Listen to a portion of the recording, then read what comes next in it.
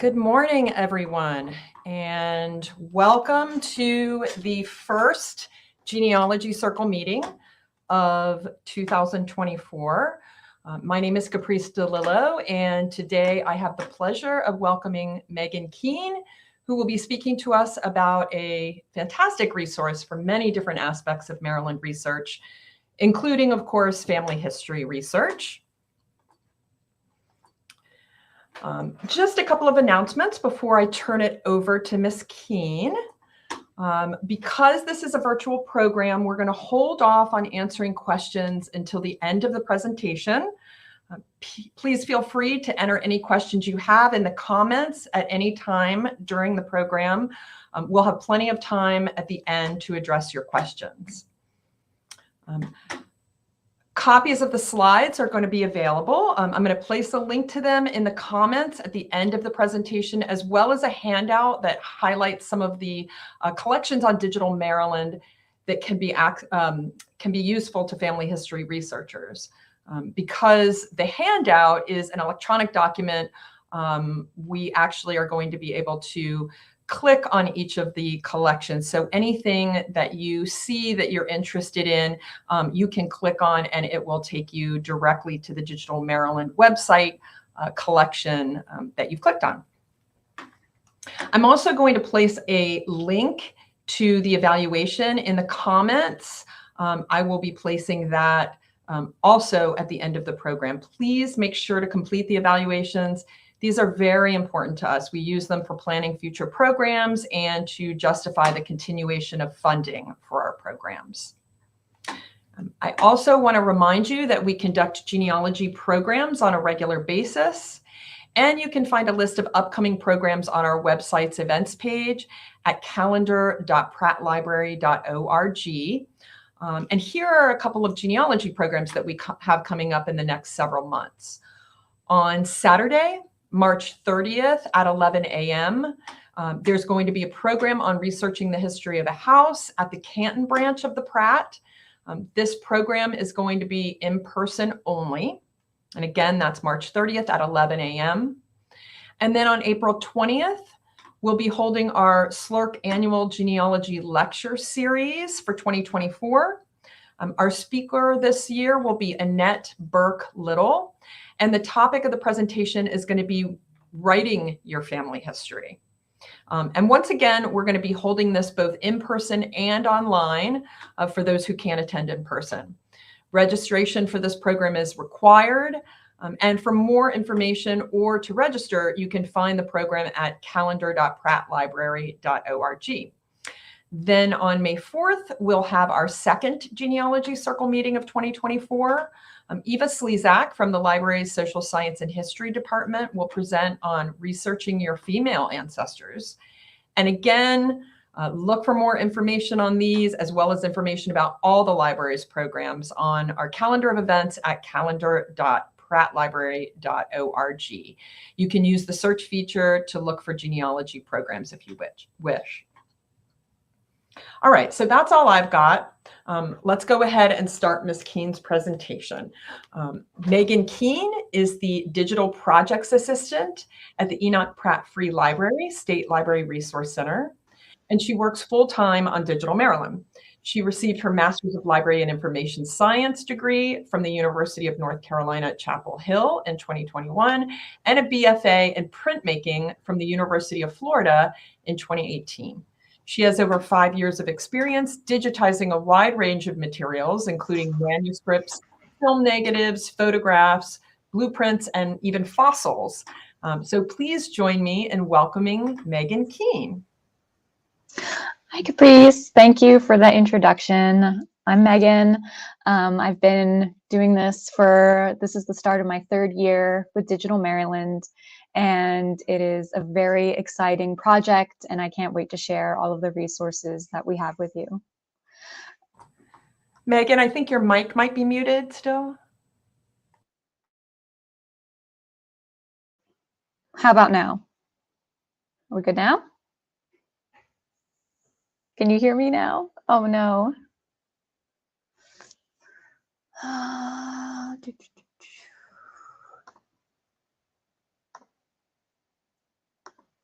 Can you hear me now at all?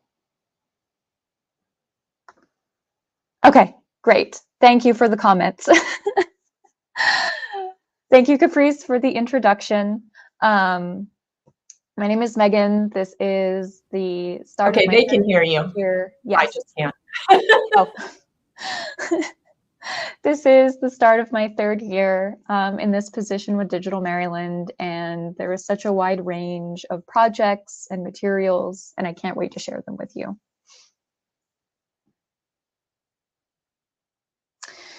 Digital Maryland is a statewide, state-funded program in which we collaborate with institutions, smaller collections, pretty much anyone with materials related to Maryland's cultural history, and work with them in order to provide them digitization services and a platform in order to make their materials more accessible online.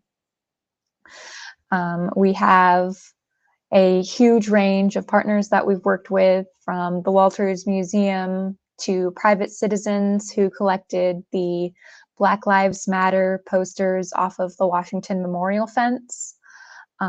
So really, it's a way for materials and collections that may not have the funding or the staffing or even like the know-how of digital collections in order to get their materials out to researchers.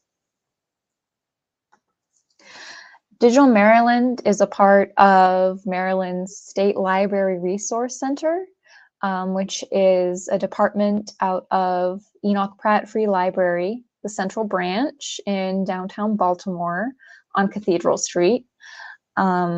The building underwent a massive reconstruction in 2019 and is now back to the interior, has all been done up to the way it looked like when it was first developed in the early 1900s.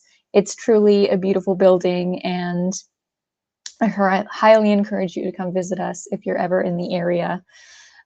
We have this location not only has the digitization equipment for Digital Maryland, but also huge collections such as the African American Department, the Maryland Department, and so many other collections that are of interest that not all are available digitally. So we always welcome you to come in person. Digital Maryland was first started in 2004, so it's very old for a digital project. So there have been many bumps along the way, but we currently have over 150 collections on Digital Maryland from over 100 partners, and that is being added to every month. We have over 260,000 items, and that is also increasing every day as more and more items from existing collections are finished and uploaded. So really, Digital Maryland is a constantly evolving, developing project. We're constantly getting more projects from around the state. You can see we have projects from Cumberland and Oakland out in the west, and even across the Delmarva Peninsula. We make arrangements with these partners. Sometimes they do the scanning, sometimes we go pick things up. So it's a very geographically broad, exciting aspect to the collections. The materials that we have are just as varied as the subjects of the collections. We have oral histories, photographs, ledgers, manuscripts, flyers, posters, maps, videos. Yeah, we have some audiovisual materials that cover, huge range of time, geography, and subjects. It will be hard to go through to cover absolutely everything, but I hope that you are able to find something that interests you in the genealogy program or the collections that have genealogical materials. This screenshot here that I've provided on the slide, it just shows an example of the range of materials. So LGBTQ oral histories to college student newspapers to photographs by Meyer Kaplan from 1940 to 78. So really, whatever you're looking for, even if it's not genealogy related, there's something cool to find on Digital Maryland. Digital Maryland is primarily focused on increasing the accessibility to smaller and marginalized collections. We really want to focus on materials that people have that might not otherwise have the funding or proper expertise in order to get things online and accessible. Of course, we still work with larger institutions such as the BMA, the Industrial Museum, things like that. But we also want to highlight smaller collections or collections that might not have been able to be online. The Black Lives Matter collection especially highlights this because it is not a physical collection. It is only available online through collaboration with Howard University and DigiDC. I can go into that later. I don't have a slide for it, but it is truly a way that collaboration has allowed these signs that were otherwise going to be disposed of, recorded as an important part of, cultural history. Digitization in general allows for a wider range of access to materials, especially ones that are more fragile, more brittle.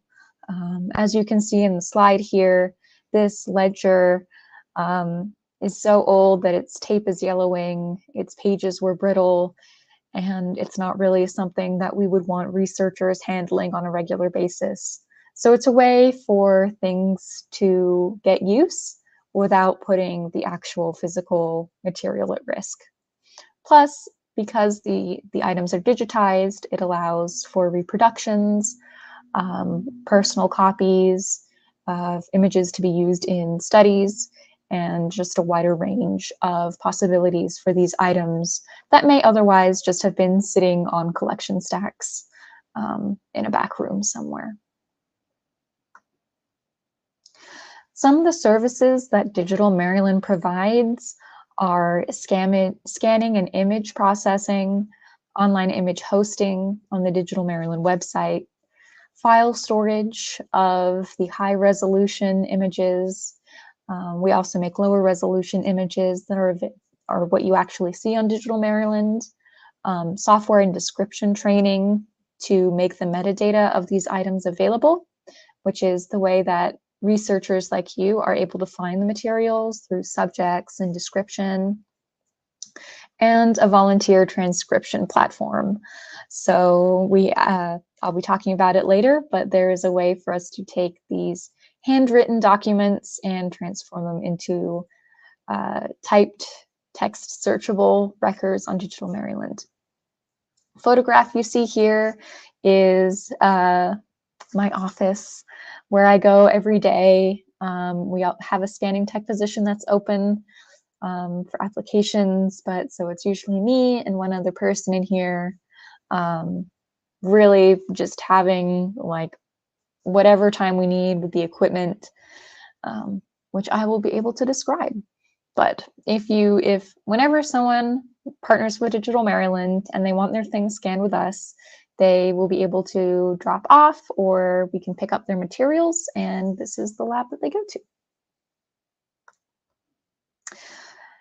One of the scanners that we use the most is called the ScanMaster. It is originally from Germany and is very expensive, but it is a very much more adaptable version of your classic flatbed scanner. You can see that the two beds on the bottom can change heights independently, which allows for books and ledgers to be supported depending on how they're opened. Putting stress on the spine is generally not a good idea, especially for older books. And this is how we can mitigate the stress on the spine, make sure the pages are fully supported and flattened. And then the beds raise up to the pane of glass, and it is pressure sensitive. So once the books and pages are completely flat, it stops to prevent, for extra smushing or pressure, to prevent that from happening. And then it's hard to see in the photograph, but the scanning head passes over that plane of glass, just like if you had a normal Epson scanner, but flipped the other way up. We use this one the most. Not only does it do these smaller books, but we loved the larger ones so much from this picture here that we got the second smaller one that we call Scan Master Junior. And they're definitely our workhorses. They can scan, the larger one allows for a bed of 4 foot by 4 foot, which is especially useful for maps, blueprints, larger format items, even huge ledgers. We've done those before. But the smaller one is especially good for photographs, smaller books, and smaller items. The other scanner that we use is called the WideTech Art Scanner. It is different from the Scan Master in that this large bed underneath does the rolling instead of the camera, as the camera is mounted in the white overhead box. So this is especially useful for anything that you would not want to press against a pane of glass. For example, the Black Lives Matter posters. The way that the Scan Master worked is that it would raise up and hit against that glass, but the Black Lives Matter posters, as they were hanging outside, gathered a bunch of dirt and grit. Some had packing tape on them, so this was a way for them to get digitized without any risk of scanning or scratching the glass. And it allows for a higher color definition and will even show reliefs of objects such as the embossment on a medal or a pin. So we have a wide range of equipment. Furthermore, we have a DSLR camera for photographing objects, and eventually we will get a 3D scanner so that we can scan things like the busts around the library and more artifacts, just another format for things to be digitized in. Excuse me. Another important thing about Digital Maryland is that the collection holders or image owners retain all of the rights to their images. So Digital Maryland is not a collecting entity. All of the rights are retained with the collection owners. If anyone wants to get a higher resolution image of something that an institution has made available, then we funnel them directly to that museum or archive and say, hey, this person would like access to this image, and they would talk directly to the researcher in order to assess if the project fits, what they're looking for, not what they're looking for, but if it's acceptable usage for them. We also allow downloads for the lower resolution images, which are a good size for putting on a PowerPoint or putting in maybe, like a school essay. But if you wanted the 600 DPI resolution file, you would have to contact the institution. And then that would be suitable for reproductions or larger format printing. Not only are these materials available on the Digital Maryland website that I screenshotted in the beginning, but all of the items are also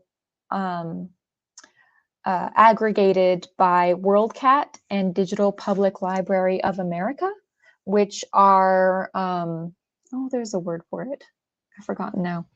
But basically, they scoop up everything and make them available or searchable through one giant catalog. So any institution that has harvesting through them, you can go to WorldCat, type in a subject term, and it will search you across the United States and possibly internationally. So the range of access for people to get to Digital Maryland materials is really expansive because of this harvesting that we have through WorldCat and DPLA. Now to get on to some of the genealogical collections that I would like to highlight. This is going to be an overview of some that I think are the most rich in genealogical material, but again, this is not an extensive overview of every single collection, so just keep that in mind as I go through today. One of our most used collections on Digital Maryland is the African American Funeral Program Collection, which is collected through the Enoch Pratt Free Library's African American Department. We have a wealth of programs, so over 3,000, with more to digitize downstairs, dating back to 1960s to the present. And those dates are when the funeral services were held. So the range of experiences in the obituaries is even earlier than the 1960s. Just because it is on Digital Maryland does not mean that these programs are merely limited to Maryland people. We have programs from people from Maryland, Washington, D.C., North Carolina, even Jamaica. And of course, people move around as they live. So not only are we having people's services that were performed in these places, but also where they were born and where they traveled to. These programs have a great feature in that most of them have transcriptions, which means that we've run the text through OCR and have edited it so that you are able to search for names, places, geographical locations, universities, all of that could be inside of the funeral program has been transcribed and is searchable when you go onto Digital Maryland and type into that search box. So not only is it the name of the person that these services are for, but also if in the obituary there are names of the pallbearers, their relatives, the people they're survived by, all of that is in here, including the names of the reverend or the pastor providing services, the singers of some of the hymns during the actual services themselves. So it's just so many names, so many places that you can just search for. With every item as well, most of the items on Digital Maryland have that full text transcription, but this is what we call the metadata, which is especially useful for researchers like yourself in order to not only search for key terms, but also maybe browse a collection by subject. As you can see here, these links in red under the subject are clickable. So if you wanted to see more Baltimorean African Americans, you would be able to click on that link and it would pull up all the funeral programs that have that tag to it. So not only is this for genealogical tags, but if they were an alumni of a certain university, or maybe worked at maybe Bethlehem Steel Company, those could also be subject terms that you could narrow down by and search by. So not only personal genealogy, but maybe also demographic research, trends in movement, or even a sample size of different students from across the ages.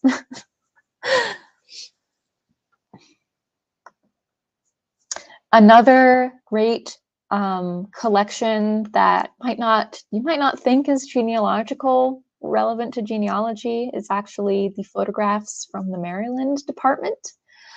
It is a collection that began in the 1300s when the Pratt Library began collecting photographs for the Maryland department. They collected from a huge range of sources, from the Baltimore Sun, Baltimore Gas and Electric Company, the Works Progress Administration, and the Historic American Building Survey that was developed by President Roosevelt, I believe, in order to create jobs during the Depression. Over the years, the library continued to accept donations, so it's not only those donors, but also photograph enthusiasts from different portrait studios, and they have ultimately amassed over 30,000 photographs.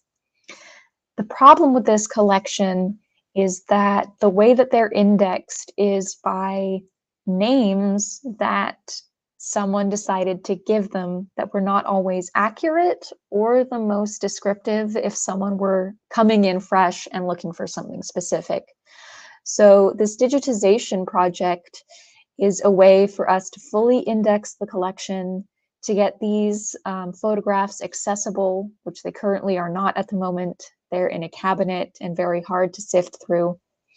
So this is really a way for these really extraordinary photographs, such as cows being herded through the main street of Annapolis, I just find is great, as well as old aerial views of businesses, places. This is just a small snapshot. These two photographs are in no way comprehensive of the collection. It's just seeing new things all the time. And the way that they're indexed is alphabetically. So, so we're currently about almost 5,000 photographs in, and we're still in the C's. This is one of those collections that I said we are adding to on a daily basis. This is constantly getting worked on.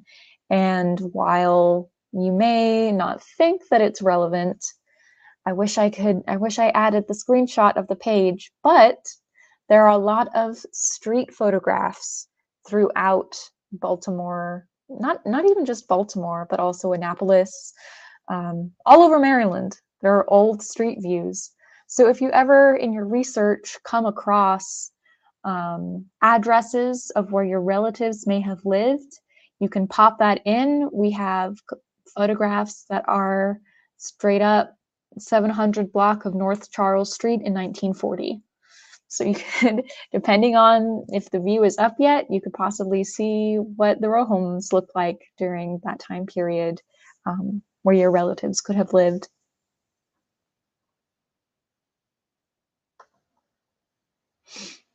Another great collection, which is actually quite new as of last month, is Friends of the Crownsville Hospital Cemetery and Our Local Legacy. This is a volunteer organization founded by Janice Hayes Williams, a historian, in 2004 to oversee the hospital patient cemetery and to honor the patients who died at Crownsville State Hospital Asylum formerly the Maryland Hospital for the Negro Insane. During the closing of the Crownsville State Hospital Center at Crownsville, Maryland, the historian called on members of the community to join her in identifying the names of all former interred in the hospital cemetery at Bacon Ridge and petitioned state legislators to not sell the property. During the 2004 Maryland House General Assembly, legislators passed Bill 1315 to assure that the cemetery remained at Bacon Ridge National Area. The state of Maryland gave Anne Arundel County government the responsibility of care for the cemetery and a memorandum providing oversight to the county, and the Friends of Crownsville Hospital Patient Cemetery was founded. Starting in 2004, the Friends began a ritual, now in its 19th year, the annual Say My Name ceremony, which is where rose petals are dropped on the burial grounds of the cemetery while reinstating the history of the patients there. In 2022, volunteers confirmed 1,727 burials of African Americans from over 25 states and several counties outside of the United States. The state of Maryland, at the request of the Friends, has funded the Say My Name Memorial to include the names of all patients interred to be unveiled this spring. So the records we have from them are the complete records of those 1,700 burials, from not only the demographics of those counties per year, but also their names, their gender, the day that the day they died, their age, and then the county that they were residents of. I think that this is an especially important project because this is a prime example of funeral records and burial records that are especially marginalized and possibly not even available outside of this community's amazing work. And to have it searchable on Digital Maryland for anyone who is searching for a family member that may have been in this kind of place in which luckily these records were kept and are searchable, but this is definitely the kind of record that is at risk at getting lost. So being able to host it on Digital Maryland for genealogists and researchers to find, I think, is very, very, very important. The Sandy Spring Museum Archive is another collection that has a giant range of materials, including store account ledgers, diaries, ledgers, photographs, brochures, flyers. I love this Air Pilot's license that I was able to find, which isn't one of the typical kind of documents that we're able to find on an everyday basis. The fact that these were kept and then made available, I think, is just really impressive. They have, if you can see on the screenshot, they have 54 pages of materials. As we know, people move around the state of Maryland geographically. So while you may not think that Sandy Spring or other counties may be relevant to your research, you never know. I'm trying to remember, I don't think that these have transcriptions. So hopefully in the description and in the title, the name of any relevant people will come up, but it's also fascinating just to look through the ledgers and photographs on their own. Again, a huge collection that I believe they're still uploading to every day or every week. That could really provide some interesting materials. Another one that I just wanted to throw out there is, again, the Somerset County Library's Vertical Files. While the bulk of the collection is newspaper articles, they all focus around the entire collection focuses around Somerset County and really includes some gems of independently published genealogy materials. We'll go with that. Such as these typed and searchable church records, so burials, marriages, births and baptisms, independent publications. I believe there are some Indigenous peoples newsletters that we haven't really seen in other collections.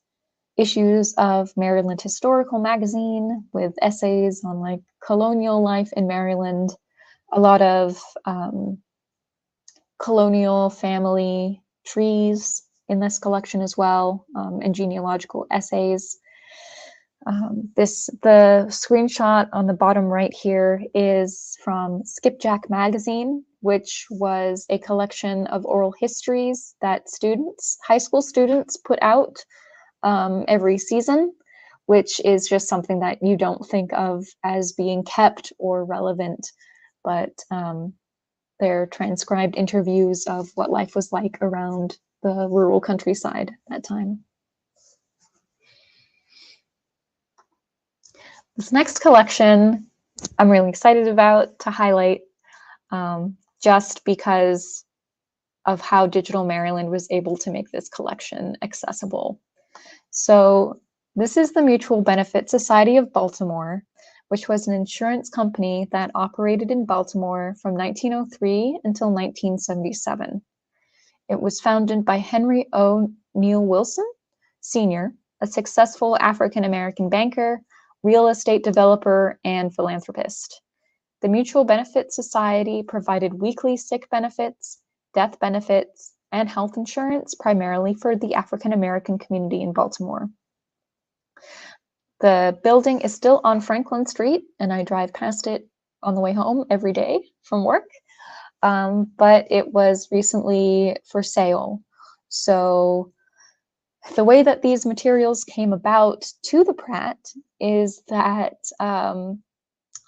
former manager Jody saw that the listing was up for sale and knew the background of the building and the insurance company, and basically reached out and said, hey, do you have any important ledgers or materials that could be of interest for the Reginald F. Lewis Museum, who already had one ledger from the Mutual Benefit Society?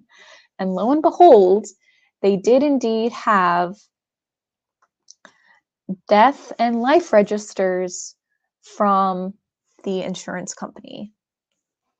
These were primarily African-American customers, and the company operated from 1903 to 1977, which is a very long time, and their records were kept very well.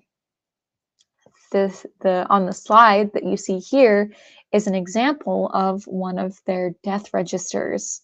So every time someone would come in to get a policy, they would have their own name, their address.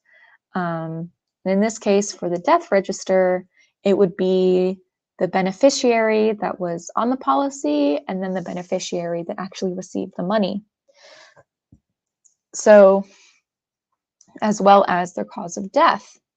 So you can already see the huge amount of information that's inside of these, just one ledger, which covered approximately, one ledger I think covered 10 years or so. And between all of the ledgers, I think in total, the collection has about 5 or 6. Not all of the ledgers were in great condition. Some were kept in a basement that was humid and dusty. Some of the ledgers had accumulated mold and were really just not in the condition to be kept long term. But we were able to save some, and we're in the process of digitizing all of them. Although I think we have 3 or 4 already up on Digital Maryland. Now, with other collections, I've talked about how they're full text searchable.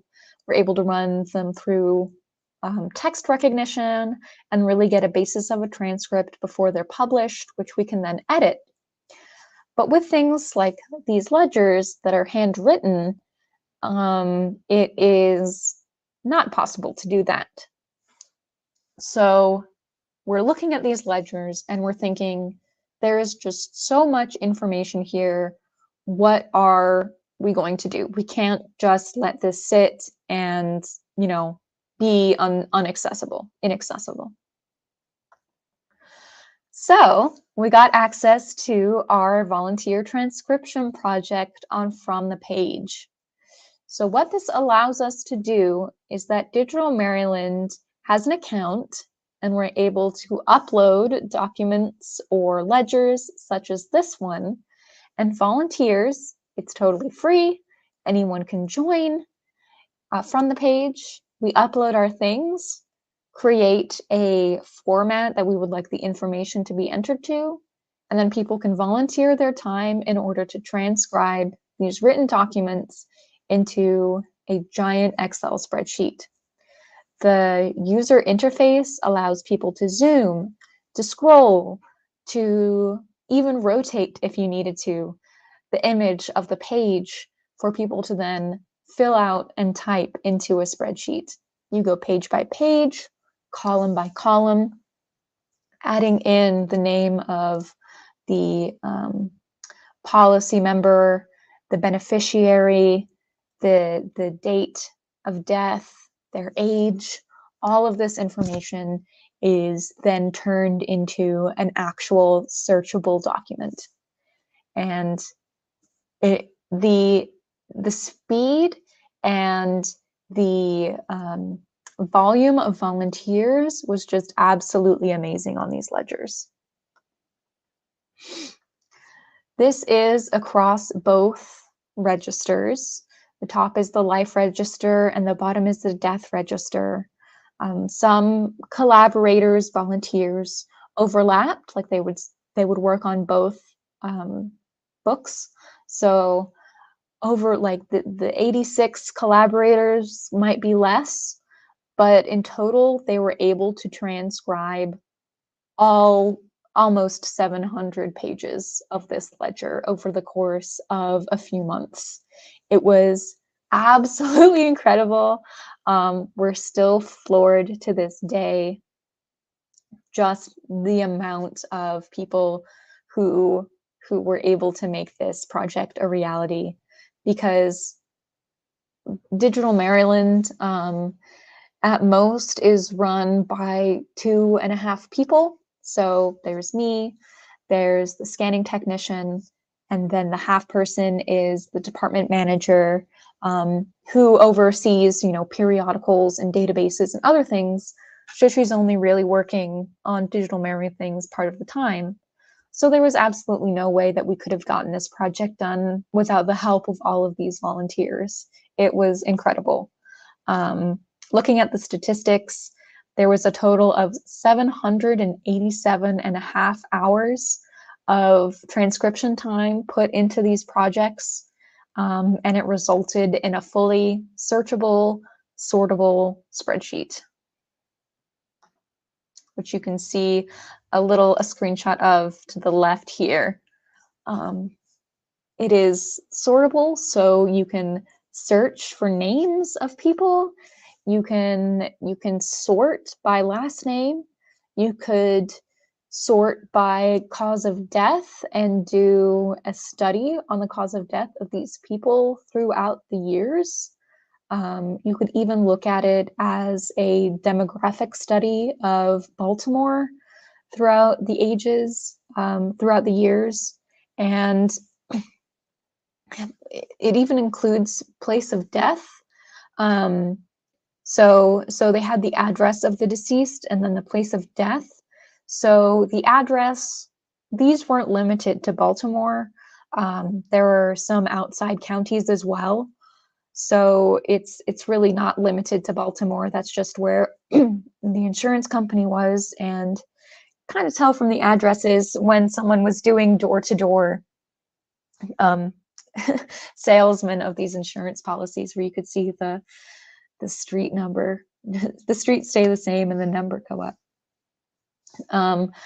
But just in this one death register alone, there were 6,953 lines of text. So that many policies. And because you have not only the name of the deceased, but also the name of the beneficiary, that goes up to information about 13,906 people. And I was just thinking about it because not only do you have the name of the deceased and the beneficiary, but also the actual to whom the policy was paid out. And usually the beneficiary and the person it was paid out to were the same, but there are some instances in which it was actually paid out to someone else. So there is possibly 6,953 times 3 people in this one ledger. So that's almost 20,000 names, instances in one death register. And we have the second death register on from the page that needs transcription on as well. So I will be sure to send a link out with that information. I totally blanked on putting it into the slideshow today. But if you, from thepage.com, search for Digital Maryland and our collections will come up.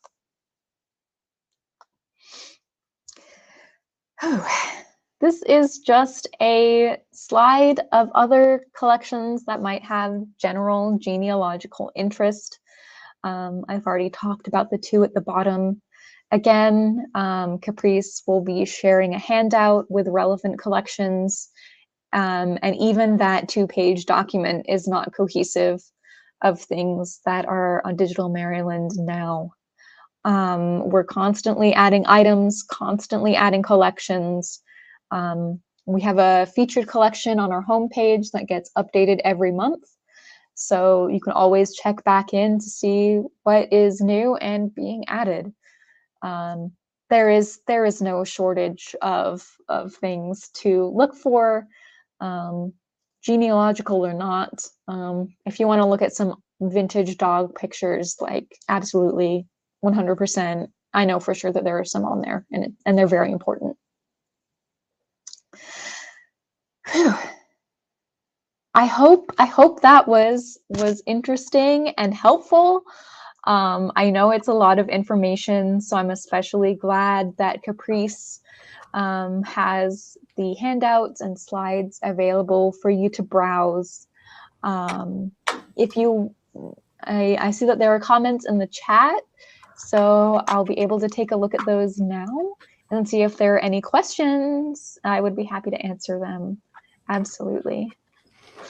Thank you so much. This You're was welcome. really great. Great. We had several comments that were just saying, I love this information, keep going. I'm so glad. And some of the questions I was able to answer myself. I didn't realize that you would be putting the email to Digital Maryland. So I offered folks who were interested in volunteering for the Mutual Benefit Society transcription project to email the Maryland Department email address, but please feel free to email the email that Ms. Keene has put on the screen here, and she can even just send you the information directly. The only question that I wasn't able to answer that we've got so far in here, and there may be some more questions coming through, is Donna asked, would WorldCat and DPLA be considered super hosts? She put in quotes. Now, I have not heard that term before. Possibly. So it's more of a giant catalog rather than the kind of view that you would get, that you saw on those Digital Maryland screenshots. That is more of a smaller scope. WorldCat not only has these like monographs, all of what is on Digital Maryland, but it also acts as like a giant library catalog. So it includes books, like video, cassettes, VHS, or whatever you're looking for. You put that in and it will come up and show you what is available and actually where. So if you were looking for a book, you could search for it and it would come up with all the libraries that had it near you. We call them harvesters, in which, we're synced up to their catalog. They pull our information, and it is available that way. That's how it's available. Oh, I'm seeing all the appreciative comments. I'm so glad. I'm so glad. Great. Yeah. And just so everybody remembers, I've now put a link to both the slides and the handout. And remember that you can link on the handout, you can click on each of the names of the collections. So if you find a collection that is of interest to you, you can click on that name and it'll take you directly to the collection within Digital Maryland. But I also encourage you to just go into Digital Maryland and poke around. There are a lot of really cool, even just, for, purposes beyond genealogy. There's just some really, really interesting collections on Digital Maryland to take a look at.